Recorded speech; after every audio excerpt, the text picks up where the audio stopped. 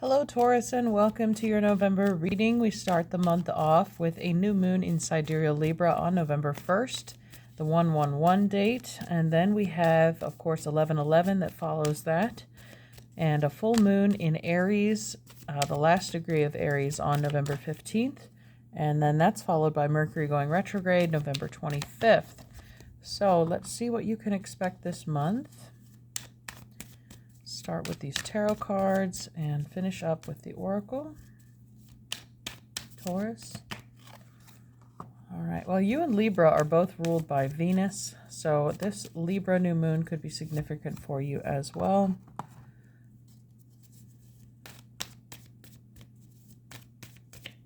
All right, 5. Underneath, we have the Four of Swords: rest, peace, protection. And your first card is the Six of Cups. Scorpio season is upon us, and this is the Sun in Scorpio. So we're already there in tropical timing, but in Sidereal, we'll be there right after that full moon on the 15th. Then we have the Three of Coins. The Six of Coins, so 6, 3, 6, 9. Okay. The Queen of Cups, more Pisces, Cancer, Scorpio. And Justice. All right, there's that Libra balance. And even with her sitting on the throne, I know this is a water sign, but having the horns above her like Taurus, like Venus. All right. There's obviously the scales showing up twice here, and you're in the center of that. So being very balanced and centered and grounded this month. I think there's a lot of security surrounding your home, your family, the fourth house here. There's really not a lot of disturbance going on. Everything looks pretty well adjusted. There's no great upheaval or movement or disruption, but there's healing with the Queen of Cups there. A lot of nurturing, a lot of Venusian loving energy. Some of you could be going to school or working hard there in a partnership. Oh, you also do still have in Sidereal Jupiter in your sign. So that is expanding whatever it is that you're working on. And it's the pendulum is swinging in your favor there with the scales showing up. And these three fell on the floor. So we do have water again. Pisces, Cancer, Scorpio. Water and earth complement one another. We have the South Node, destined to release. And the earth signs. Here you are: persistence, patience, and proactivity. Oh, practicality. Okay, well, proactively, maybe something that you've been doing. You've been very cautious, slow, steady pace. Again, like I said, nothing radical or extreme here. Releasing emotions. I think there's been a cleansing recently. And that's what's allowing you to sleep comfortably at night. With the South Node and the Six of Cups, though, we are speaking of the past, children, past lifetimes. Maybe, again, you've just completed some karmic cycles, and now you're starting to receive your blessings here with the scales showing up twice. Reciprocity, gratitude. You're just on easy street this month, Taurus. I would take it. Seems very calm, peaceful, abundant, justice. All right, what else does Taurus need to hear from the Alchemy deck?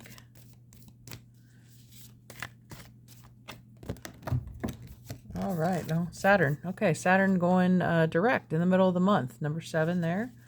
But Saturn is the Lord of Karma. I mentioned finishing that up, releasing it. Now you have opened your way to receive. Saturn's not just a punisher, but he does reward. With what you put in, you take out. You could be getting benefits paid out to you, or investments are maturing. And with the generational card here too, it could be inheritance passed down through the family. Nobody has to have passed on for that to happen. It just could be, somebody has resources that they're able to share, with the Six of Coins there as well. So Saturn is a structure, authority, and consequence. Saturn is known as the great ruler, the authoritative father, and the structuring force. Limitations, rules, logistics, and laws all fall under Saturn's claim, and they insist on our adherence. Saturn constricts, it corrects, it governs. The force of this planet is mind-bogglingly frustrating, especially for creative types, as it can feel like one limitation after another. yet its ability to support is unmatched. No creative project can come to be without the Saturnian qualities of commitment, endurance, and steadiness. Actually, the Three of Coins is a sign of Capricorn as well, whose ruler is Saturn. So no creative project can come to be without the Saturnian qualities of commitment, endurance, and steadiness. The tick of the clock reminds us that this planet's steadfast presence, eternally measuring. It's no surprise it's associated with the metal lead and the qualities of density and weight. To embrace Saturn is to embrace the foundation and become one's own central authority. It's not as dull or easy as it sounds. That's Saturn's secret. So Saturn being the Lord of Capricorn, a fellow Earth sign, and Earth is showing up here too. Again, there's more security being emphasized here. With the Libra sign there too, someone could have gotten a legal settlement, which could have created this security for you. Let's see what your journey cards can add to this.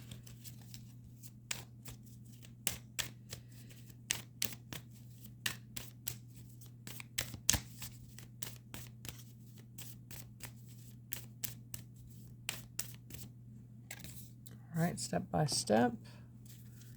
As a methodical steps, grounded. And synchronicity. Transformation with the butterfly there. So divine timing, Saturn does rule time. All right, and difficulties. All right, I feel like that is in the past, like you're moving away from that, taking steps away from the darkness into this light.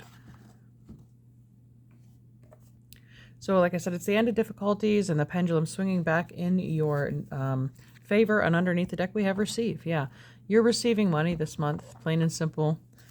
Nothing really. I could end the reading right now, but where would the fun in that be? All right, how about a Queen of the Moon card for the month of November? You could have a very nice Thanksgiving if you celebrate that holiday, family gathering of some sort this month. All right, protection. Again, your assets are protection. We have number 24 there, the symbol of Jupiter, which is remaining in your sign. I think it's a blessing to have that transit going on. And one more. Oh, something flipped over. Blossoming. Okay. Yeah, more earth imagery there. And 33 being the master teacher number. Getting the wise elder kind of feeling as well. You have a teacher here in the Three of Pentacles showing the next generation. You have another older generation observing the younger there. Everything is being passed on. Maybe tradition. There could be a wedding involved for some of you. Or merging of families. Some people might go to the Justice of the Peace because Saturn is contracts too. Saturn rules over marriage contracts. And going to the Justice of the Peace. So let's see what our angels and ancestors can add to this, since the family is such a strong theme for you this month. Supported by family. We have the moon. Take note of intuitive messages. And the full moon there. This is the flower moon. Yeah, that's in the springtime around your birthday, I believe. It's the May full moon. All right. And guardian angel. Yeah, someone's looking out for you. You're not alone. Oh, man. And great teacher fell on the floor. I mentioned there is a great teacher in your presence, or you're becoming one for the new generation. Or if you have children. All right, and let me get a rose oracle for us, since we have the flower moon, the blossoming.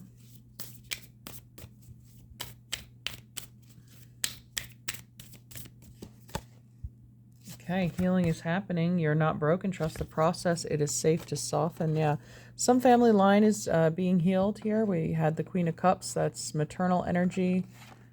The matriarch.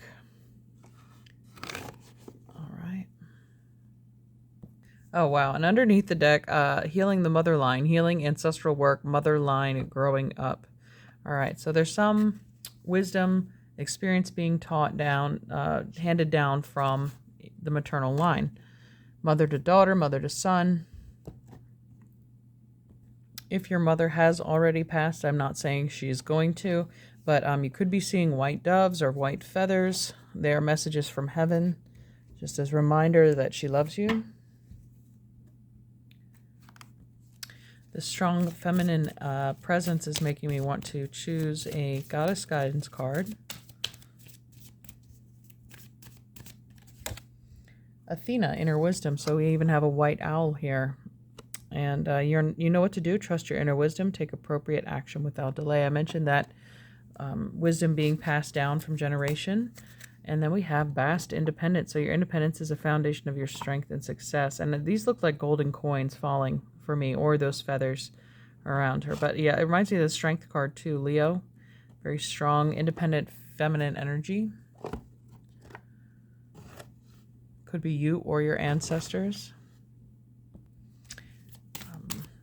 They are congratulating you on all the strength that you have inherited and that you've built for yourself. Okay. Through this healing experience. And, yep, rings of time. We had synchronicity show up earlier to show the divine timing of things, step by step, very slow and steady. All right. And underneath the deck, we have 69, contemplation. So that makes me think of the symbol of Cancer, which resonates with the Queen of Cups and the home. Let's get a rune for you.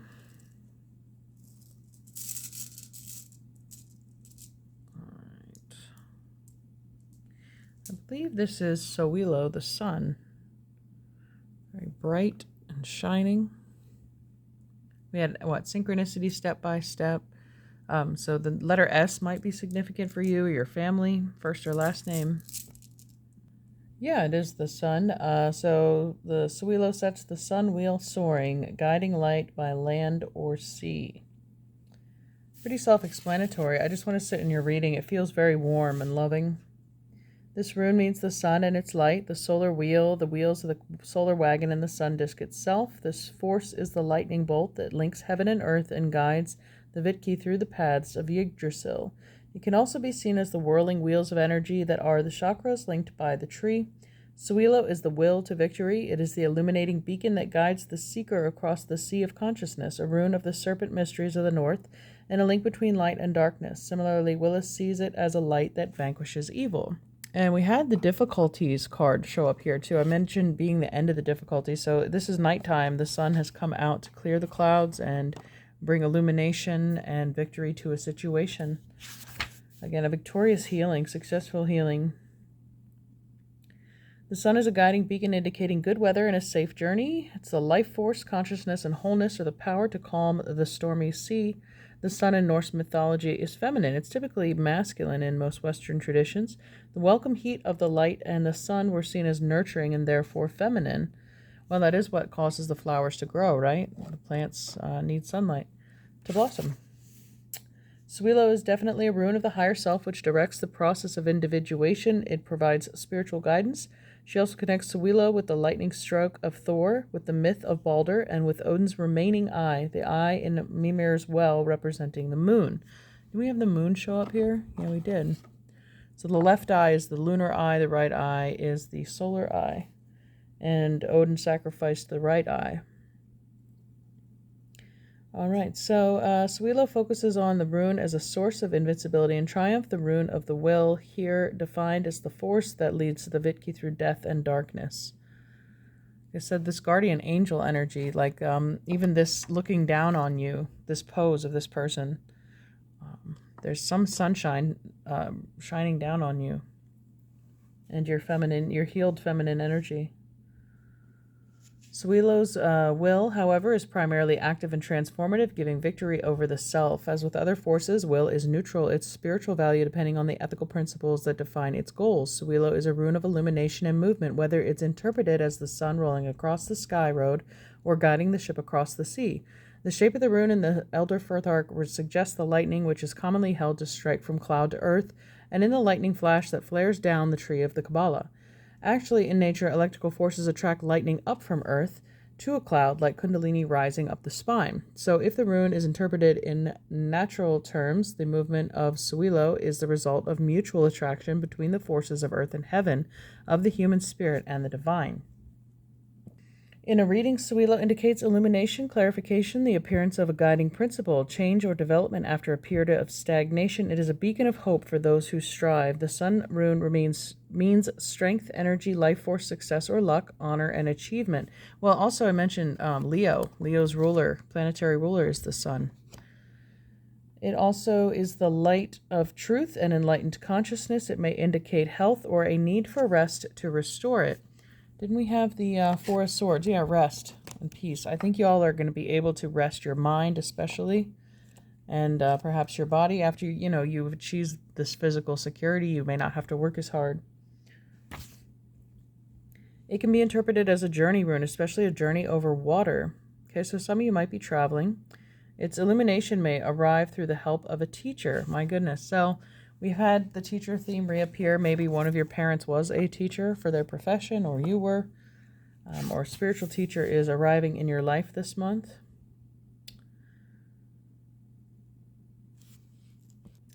Invoking it helps one find the right path, both physically and spiritually. It throws light upon a situation and can be used to break up inertia.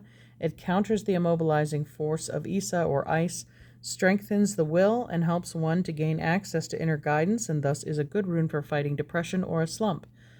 As a rune of the will to victory, it can be used to kindle and maintain the energy needed to carry creative projects through to completion. That could be the Three of Coins that you're working on as well. Suilo activates and vitalizes, strengthening leadership and charisma. Okay. All in all, a positive and beautiful month for you, Taurus. Let's finish this up with some magic cards and angel messages. Magic 4. We have the Mystic Star, harmony in the home and great friendships. 4th house making an appearance again with Cancer. Water, work with the element of water for healing, purification, and refinement. Water also being a recurrent theme. The moon also has the tides, right? It controls the tides and our emotions. So that full moon in the middle of the month might be a very emotional one for you. And then prosperity, prosperous business with riches and success. Need I say more? And perseverance, the motivation to keep going despite the odds.